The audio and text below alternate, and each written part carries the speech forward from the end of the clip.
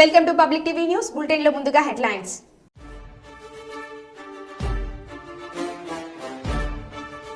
సార్వత్రిక ఎన్నికల్లో 1080 సీట్ల కన్నా ఎక్కువ దాటం బాబురావు.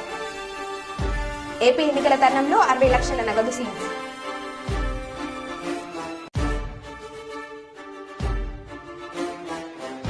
పాలకుర్తి నియోజకవర్గంలో బల్కసీమ దిష్టిబొమ్మ దహనం. గృహజ్యోతి పథకం కింద వినియోగదారులకు 200 యూనిట్ల సబ్సిడీ.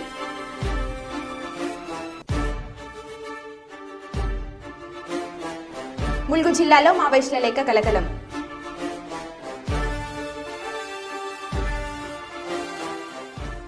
ఇక వివరాల్లోకి వెళ్తే, రామగుండం మాజీ ఎమ్మెల్యే బీఆర్ఎస్ పార్టీ జిల్లా అధ్యక్షులు కోరుకంటి చందర్ ఆధ్వర్యంలో మాజీ ముఖ్యమంత్రి కేసీఆర్పై అనుచిత వ్యాఖ్యలు చేసిన ప్రస్తుత ముఖ్యమంత్రి రేవంత్ రెడ్డి దిష్టిబొమ్మను తగలబెట్టారు. ఈ సందర్భంగా కోరుకంటి చందర్ మాట్లాడుతూ, తెలంగాణ ఏర్పాటులో ప్రాణత్యాగానికి సైతం సిద్ధపడిన కీలక వ్యక్తి, తెలంగాణను అభివృద్ధి పథంలోకి ముందుకు నడిపించిన మాజీ ముఖ్యమంత్రి కేసీఆర్కి కనీస గౌరవం ఇవ్వకపోగా ప్రస్తుతం ఒక ముఖ్యమంత్రి హోదాలో ఉండి కూడా రేవంత్ రెడ్డి అనుచిత వ్యాఖ్యలు చేయడం అత్యంత హేళనమైన చర్య అని, తెలంగాణ సమాజం తలదించుకునే పరిస్థితి అని రామగుండం మాజీ ఎమ్మెల్యే కోరుకంటి చందర్ అన్నారు.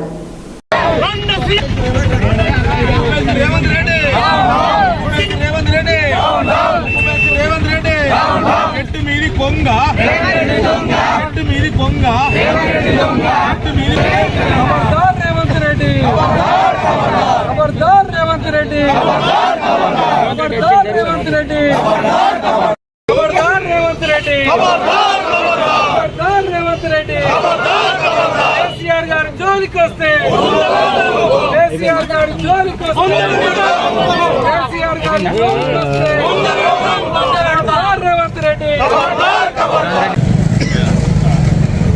రేవంత్ రెడ్డి నిన్న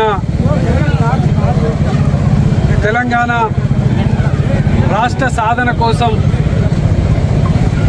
ప్రాణ త్యాగానికి సిద్ధపడి తెలంగాణ రాష్ట్రాన్ని ఏర్పాటు చేసేటువంటి విధంగా ఉద్యమాన్ని నడిపినటువంటి ఉద్యమ మహానాయకుడు మాజీ గౌరవ ముఖ్యమంత్రి కేసీఆర్ గారి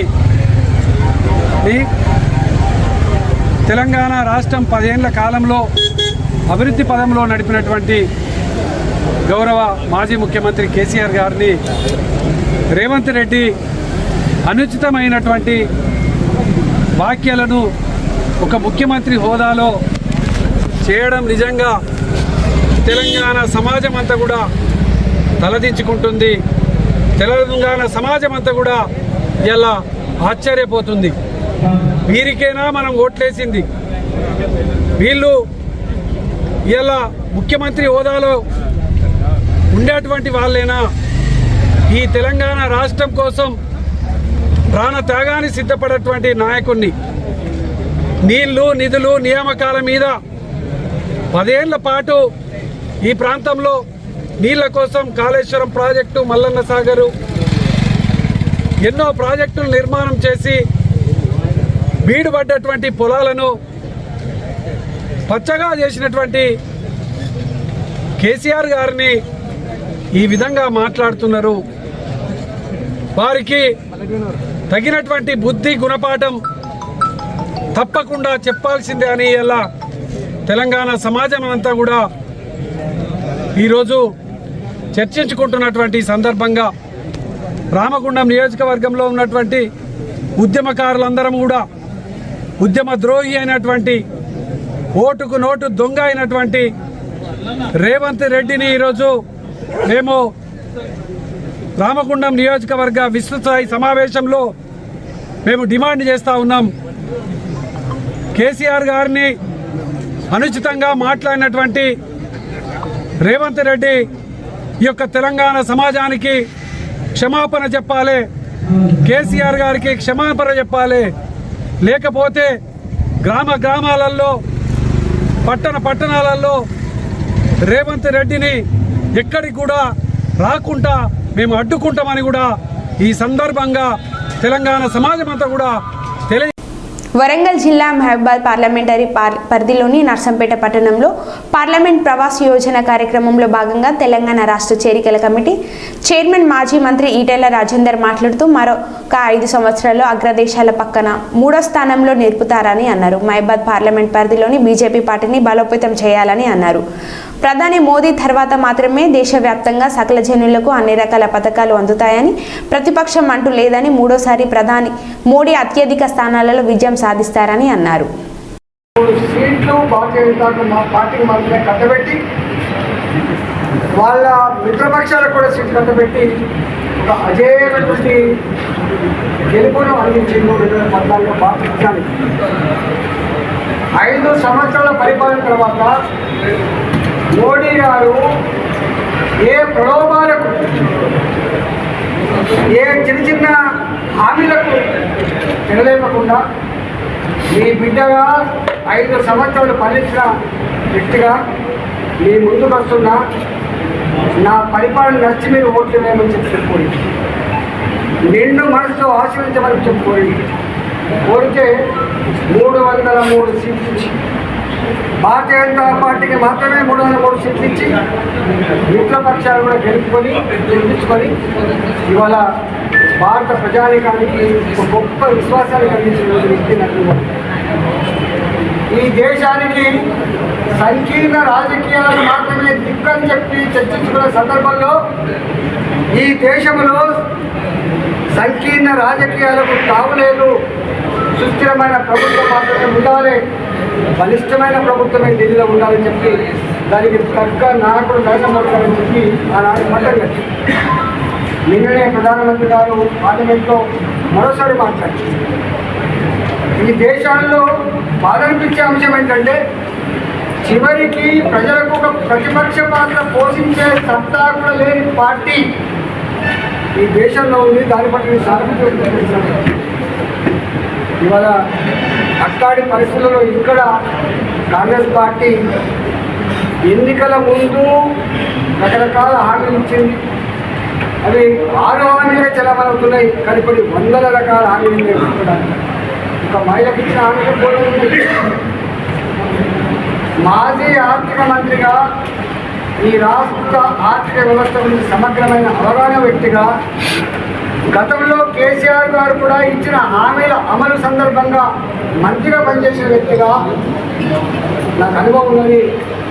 ఇవాళ అంత పెద్ద గొప్ప ముఖ్యమంత్రి అని చెప్పుకునే కేసీఆర్ గారే రుణమాఫీ చేయలేకపోయిండు.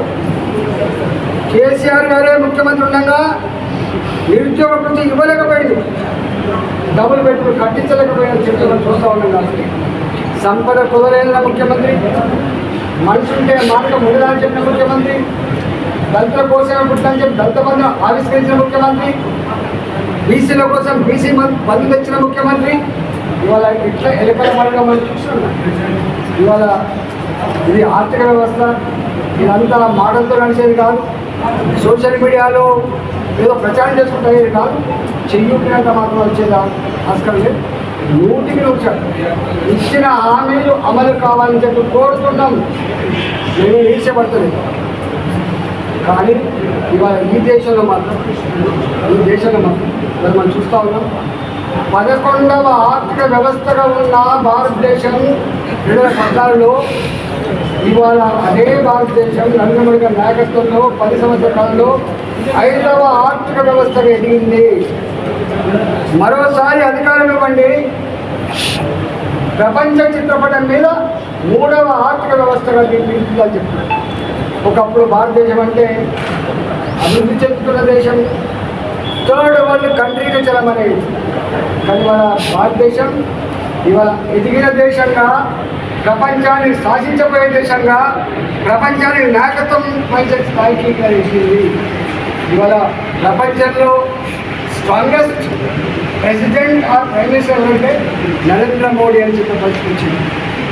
ఒకనాడు ప్రెసిడెంట్ ఆఫ్ ఇండియా అమెరికా పోతే బూట్లు విడిపించి చెక్ చేసిన రోజు నుంచి ఇవాళ ప్రెసిడెంట్ ఆఫ్ ఇండియా కావచ్చు, భారత ప్రధానమంత్రి కావచ్చు, అమెరికాలో అడుగు పెడితే రెడ్ కార్పెట్ స్వాగతం జరిగే స్థాయికి ఎదిగింది దేశం.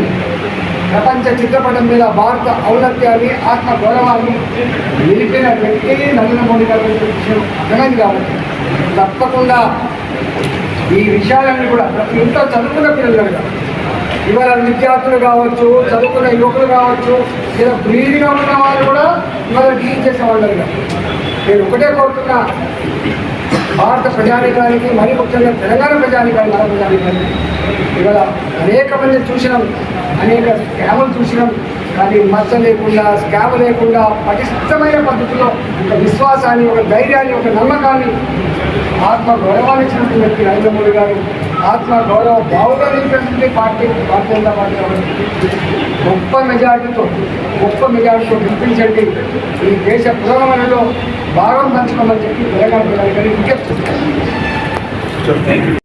బీఆర్ఎస్ పార్టీ రామగుండం నియోజకవర్గం పార్లమెంట్ ఎన్నికల సన్నాహ సమావేశానికి ఎన్టీపీసీ లక్ష్మీ గార్డెన్లో నిర్వహించారు. ఈ కార్యక్రమానికి మాజీ మంత్రులు ప్రశాంత్ రెడ్డి, ఈశ్వర్, పెద్దపల్లి జిల్లా ప్రశాంత్ చైర్మన్ మధుకర్, రామగుండం మాజీ ఎమ్మెల్యే, పెద్దపల్లి జిల్లా బీఆర్ఎస్ పార్టీ అధ్యక్షుడు కోరుకంటి చందర్ పాల్గొని మాట్లాడారు.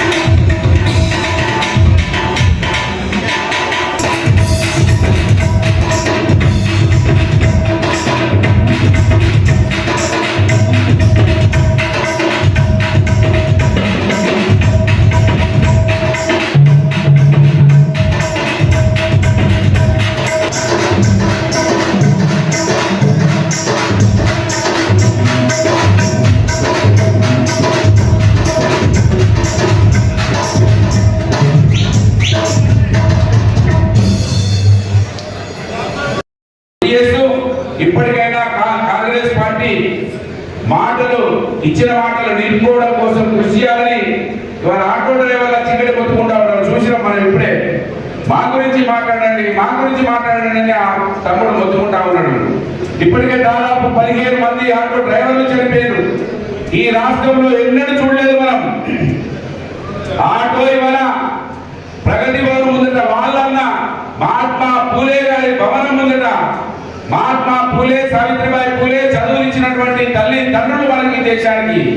ఆ తండ్రి పేరు పెట్టినటువంటి ఆ భవనం ముందట ఆ తండ్రి వారసులైనటువంటి ఆటోలు కాలబడతా ఉంటే దాని గురించి ఆలోచించినటువంటి కాంగ్రెస్ పార్టీ మన కేసీఆర్ గారిని తిట్టడాన్ని మనమందరం కూడా ఖండించాలని, ఈ దిశగా ఈ పార్టీని కాపాడుకొని రేపు ఈ 420 హామీలు పూర్తి చేయకపోతే ప్రజల పక్షాన మనం పోరాడాలన్నా మనకి ఎంపీ గారు ఉంటారు కనుక సాధ్యమైనది. దానికోసం మనందరం కూడా కంకణ బద్దులం కావాలని, ఎవరికైతే పదవులు రాలేదో, ఎవరైతే ఇబ్బందులలో ఉన్నారో వాటిని మళ్ళీ పూర్తి చేసుకోవాలంటే మన జెండా ఎగురవేసుకున్నప్పుడు ఇది సాధ్యమవుతుందని మీరందరూ కూడా గమనించాలని కోరుతూ, ఇదే ఈ పార్టీని గొప్పగా ఇంకా కష్టాలు వచ్చినా స్టేజీల మీద మాట్లాడడం మా శంకరన్న పక్షాన, ఇక్కడికి వచ్చిన అందరి పక్షాన తెలియజేస్తూ ఈ అవకాశం ఇచ్చిన గౌరవ మిత్రులు కోరుకంటి చంద్ర గారికి ధన్యవాదాలు. జై తెలంగాణ, జై కేసీఆర్. ఎన్ని కష్టాలు వచ్చినా, ఎన్ని అవమానాలు ఎదురైనా, ఎన్ని ఇబ్బందులు వచ్చినా ఈ గులాబీ కండువాను అదే విధంగా మెడలో వేసుకొని మేము సైతమని మళ్ళీ తెలంగాణ రాష్ట్ర ఏర్పాటులో ఏ విధమైనటువంటి పాత్ర పోషించడమో అదేవిధంగా ముందుకు సాగుతామని ఇంత ఉత్సాహంతో వచ్చినటువంటి టీఆర్ఎస్ పార్టీ కార్యకర్తలందరికీ కూడా నమస్కరిస్తూ, మిగిలియడానికి ఎందుకు మీరు వెనుకాడుతున్నారు, ఎందుకు పంపిణీ చేస్తారు, ఏమనంటే అప్పులు చూపిస్తున్నారు, ఆస్తుల సంగతి మాట్లాడలేదు. అప్పులు 6 లక్షలు నిజమే, కానీ ఆస్తులు 50 లక్షల ఆస్తులను సృష్టించినటువంటి ప్రభుత్వం తెలంగాణ ప్రభుత్వం, కేసీఆర్ గారి ప్రభుత్వం. ఇది మన కళ్ళ ముందర కనబడుతున్నటువంటి నిజం. ఇగో ఈ గోదావరి పట్టణమే సజీవ సాక్ష్యం. మీకు ఈ జిల్లాకు సంబంధించినటువంటి మెడికల్ కాలేజీ ఈ తెలంగాణ గోదావరి వచ్చిందా? అసలు దేశంలో ఎక్కడైనా జిల్లాకు ఒక మెడికల్ కాలేజ్ ఉన్నటువంటి రాష్ట్రం ఉన్నదా?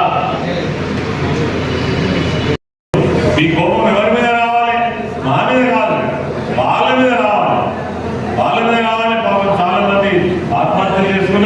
ఇప్పటికే 25 మంది ఆటో కార్మికులు, చాలా బాధాకరం. 2-3 ఆటోలు కాలబెట్టుకున్నారు, వాళ్ళ కుటుంబాలు రోడ్ల పడ్డాయి. ఎంతో మంది సోషల్ మీడియాలో మాట్లాడుతున్నారు, మాకు న్యాయం చేయమని చెప్పి మాట్లాడుతున్నారు. ఆ వాయిస్ ఇంకా పెరగాలి. ప్రభుత్వం గద్దె దిగి వచ్చేంత వరకు, మీ సమస్యకు పరిష్కారం చెప్పేంత వరకు మీ వెంట మేము ఉండమని మాత్రం ఖచ్చితంగా నేను చెప్తా ఉన్నాను. మేము చూస్తున్నాం, మేము అబ్జర్వ్ చేస్తున్నాం ఏం జరగబోతుందని. ప్రతి సమస్య వెనుక టీఆర్ఎస్ పార్టీ నాయకత్వం ఉంటుందని నేను తప్పకుండా కొండంత అండను అందిస్తామని కూడా మా ఆటో డ్రైవర్లు కావచ్చు, అన్ని వర్గాలు ఎవరైతే ఏ సమస్యను ఫేస్ చేస్తున్నారో వాళ్ళందరికీ వెంట ఉండమని సందర్భం తెలియజేస్తూ అందరికీ నమస్కారం. జై తెలంగాణ. ములుగు జిల్లాలో మావోయిస్టుల లేఖ కలకలం. మేడారం జాతర పూర్తిగా ఆదివాసీ సంప్రదాయాలతో నిర్వహించాలని డిమాండ్ చేశారు. హిందూ సాంప్రదాయమైన లడ్డు పులిహోర కాకుండా బెల్లం ప్రసాదంగా ఇవ్వాలని లేఖలో పేర్కొన్న మావోయిస్టులు జాతర ముగిసిన వెంటనే పరిసర ప్రాంతాల స్థానికులను వ్యాధులు రాకుండా పారిశుద్ధ పనులు చేపట్టాలని, అలాగే జాతర కోసం పంటలు కోల్పోయిన బాధితులకు నష్టపరిహారం చెల్లించాలని డిమాండ్ చేశారు.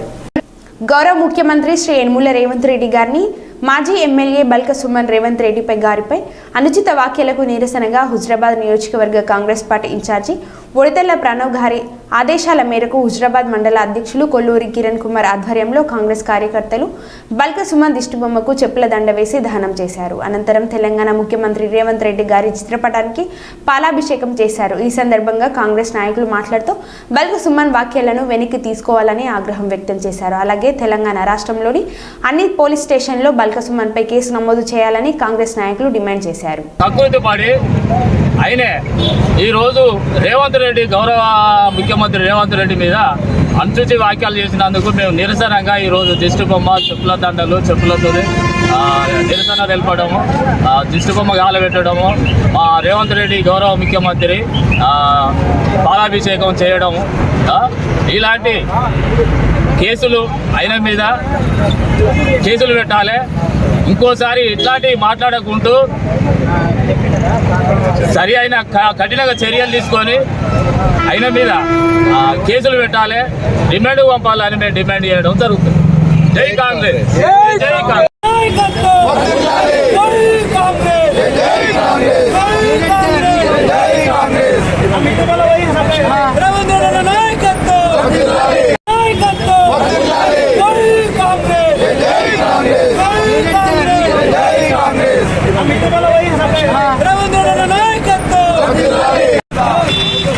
రాష్ట్ర ముఖ్యమంత్రి రేవంత్ రెడ్డి మీద అనుచిత వ్యాఖ్యలు చేసిన బల్క సుమన్ గారికి ఈరోజు చెప్పుల దండలేసి ర్యాలీ తీసి దిష్టి బొమ్మను దహనం చేయడం జరిగింది.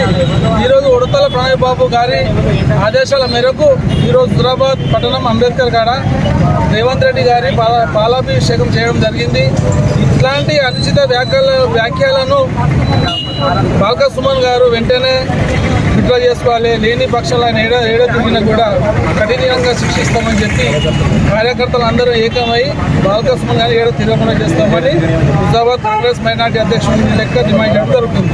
జై కాంగ్రెస్. జనగామ జిల్లా పాలకుర్తి మండలంలో బల్క సుమన్ దిష్టి బొమ్మ దహనం. సీఎం రేవంత్ రెడ్డిపై అనుచిత వ్యాఖ్యలు చేసిన మాజీ ఎమ్మెల్యే బల్క సుమన్ వ్యాఖ్యలకు నిరసనగా యూత్ కాంగ్రెస్ ఆధ్వర్యంలో దేవరుప్ల మండల కేంద్రంలోని ప్రధాన రహదారి చౌరస్తాలో బల్క సుమన్ దిష్టి బొమ్మను దహనం చేశారు. ఈ సందర్భంగా మండల కాంగ్రెస్ పార్టీ అధ్యక్షులు పెద్ది కృష్ణమూర్తి గౌడ్ మాట్లాడుతూ ప్రజాస్వామ్యబద్ధంగా ఎన్నుకోబడిన ప్రజాపాలన అందిస్తున్న సీఎం రేవంత్ రెడ్డిపై మాజీ ఎమ్మెల్యే బల్క సుమన్ ఓడిపోయామనే ఫ్రస్ట్రేషన్తో నోటికి వచ్చింది మాట్లాడారని, తక్షణమే బేషరతుగా క్షమాపణ చెప్పాలని హెచ్చరించారు.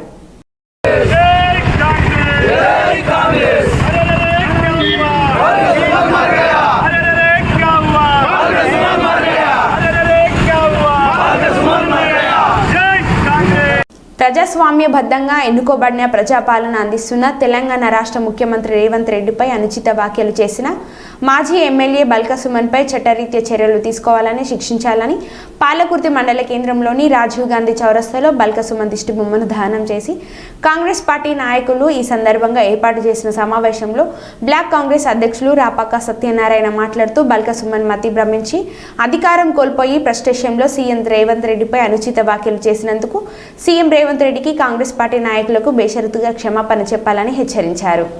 ఎందుకు మాట్లాడిన అర్థం కాని పరిస్థితుల్లో కేసీఆర్ మెప్పు పొందడానికి, కల్వకుంట్ల మెప్పు పొందడానికి, ఎందుకంటే ఉనికి కోల్పోయేది మన చెన్నూరులో జరిగినటువంటి ఎలక్షన్లో ప్రజల ఓటుతో బుద్ధి చెప్పినా కూడా ఇంకా మార్చుకోకుండా, పద్ధతి మార్చుకోకుండా తెలంగాణ ఉద్యమం ముసుగులో ఈ యొక్క ఉద్యమాన్ని విద్యార్థులకు తాకట్టు పెట్టి విద్యార్థులను కూడా మోసం చేసిన ఒక ఘన చరిత్ర ఉన్నటువంటి బాల్క సుమన్, ఇప్పటికైనా నువ్వు పద్ధతి మార్చుకో. నీ చరిత్ర ఏంది?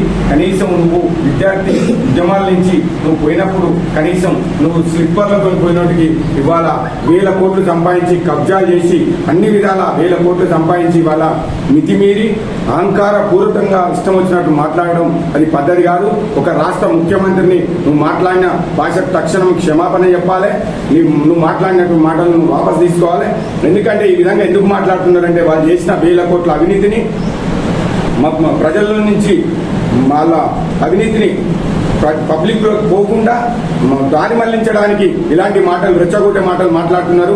ఇవాళ కాళేశ్వరం కానివ్వండి, వీళ్ళు చేసిన కుంభకోణాలు, భూ కబ్జాలు ఇవన్నీ ప్రజల దృష్టి మళ్లించడానికి చేయడానికి నిన్న జరిగినటువంటి ప్రాజెక్టుల విషయంలో మన ముఖ్యమంత్రి గారు చెప్తుంటే ప్రజలలోకి ఈ యొక్క మెసేజ్ వెళ్ళిపోతే మాకు ఇంకా రేపు రాబోయే రోజులలో ప్రజలు బుద్ధి చెప్తారన్న ఉద్దేశంతో దాన్ని దారి మళ్లించడానికి, దృష్టి మళ్లించడానికి ఇలాంటి చిల్లర మాటలు మాట్లాడుతాను. ఇవాళ బాల్క సుమన్ కావచ్చు, రేపు ఇంకోలు కావచ్చు, ఎవరు మాట్లాడినా కాంగ్రెస్ పార్టీ తీవ్రంగా ఖండిస్తాంది. మీరు చెప్పులతో కొట్టే రోజులు దగ్గర పడ్డాయి. మీ ఉనికి కూడా కోల్పోయే ప్రమాదం ఉన్నది. ఎందుకంటే రేపు రాబోయే రోజుల్లో ఏ ఒక్క పార్లమెంట్ లో కనీసం డిపాజిట్లు కూడా దక్కని పరిస్థితి ఇప్పుడున్నటువంటి బీఆర్ఎస్ టీఆర్ఎస్ ఉన్నది. ఇవాళ కేసీఆర్, ఇవాళ కేటీఆర్ ఉన్నటువంటి ఇప్పుడు వాళ్ళ ముఖ్య నాయకులు ఎవరైతే ఉన్నారో కనీసం 2 నెలలు కూడా కాకుండా జీర్ణించుకోలేక, ఇవాళ 2 నెలలు కాకుండా జీర్ణించుకోలేకపోతున్నారు. కాంగ్రెస్ పార్టీ 6 గ్యారెంటీలను ఇచ్చిన తర్వాత ఇప్పటికి 100 రోజులు అన్నారు. 100 రోజులు కాకముందే ఇప్పటికి 4 గ్యారెంటీలు కూడా చేయడానికి సిద్ధపడ్డది. ఇంకో 2 గ్యారెంటీలు ఉన్నాయి. ఇవన్నీ చేస్తే రాబోయే రోజులలో పార్లమెంట్ ఎలక్షన్ కానివ్వండి, జెడ్పీటీసీ, ఎంపీటీసీ అన్ని ఎలక్షన్లలో మాకు ఏడా డిపాజిట్లు కూడా రావు, మేము ఉనికి కోల్పోతామనే ఒక భయంతో వాళ్ళకు ఏది వచ్చినా మతి భ్రమించి మాట్లాడతారు. ఇప్పటికైనా మీరు పద్ధతి మార్చుకొని ఒక గౌరవప్రదమైన ప్రతిపక్షంగా మీరు వివరిస్తే మంచిగుంటది. కాంగ్రెస్ పార్టీ గత 10 సంవత్సరాల నుంచి ఒక ప్రతిపక్షంలో ఉండి గౌరవంగా ప్రజా సమస్యలపై పోరాడిన తప్ప ఎప్పుడు కూడా నోరు జారలే. ఇలాంటి చిల్లర మాటలు మాట్లాడితే నోరు అదుపులో పెట్టుకోకుంటే అదే చెప్పులు చూపించడం, చెప్పుల దండలు నీకు మెడకేయడం జరుగుతుంది. అదేవిధంగా ఆంధ్ర రాష్ట్రానికి చెందినటువంటి విజయసాయి రెడ్డి కూడా ఆయన ఇష్టం వచ్చినట్టు జగన్ తోని 1000 కోట్లు దోసుకున్న పెద్ద దొంగ ఇవాళ విజయసాయి రెడ్డి. అది ప్రభుత్వం వచ్చిన తర్వాత ఇవాళ కేసులు నీ మీద ఎన్నున్నా తప్పించుకొని బీజేపీకి ఒక తొత్తుగా బీజేపీ మోడీ దగ్గర కాళ్ళ దగ్గర ఉన్నటువంటి జగన్మోహన్ రెడ్డి ఇవాళ విజయసాయి రెడ్డి కాంగ్రెస్ పార్టీ కుప్పగూలుతుందంటే నువ్వు కాదు, నీ అయ్య జాగీర్ కేసీఆర్ అయ్యొచ్చిన కాంగ్రెస్ పార్టీ 10 సంవత్సరాలు అధికారంలో ఉంటది. ప్రజలకు ఇచ్చిన మాట నిలబెట్టుకుని ప్రతి పడు బలైన వర్గాలకు సేవేయడానికే కాంగ్రెస్ పార్టీ ఉన్నది తప్ప నీలాంటి చిల్లర మాటలు మాట్లాడితే రేపు రాబోయే రోజులలో ఆంధ్రలో కనీసం డిపాజిట్ కూడా దక్కని పరిస్థితి ఉంది. ఫస్ట్ నీ రాష్ట్రంలో నీ పార్టీని నువ్వు చూసుకోవాలి తప్ప తెలంగాణలో ఈ రోజు కాంగ్రెస్ ప్రభుత్వాన్ని అనే నైతిక హక్కు మీకు లేదని తెలియజేస్తుంది. మరో బులెటిన్లో మళ్ళీ కలుద్దాం. Keep watching public TV news.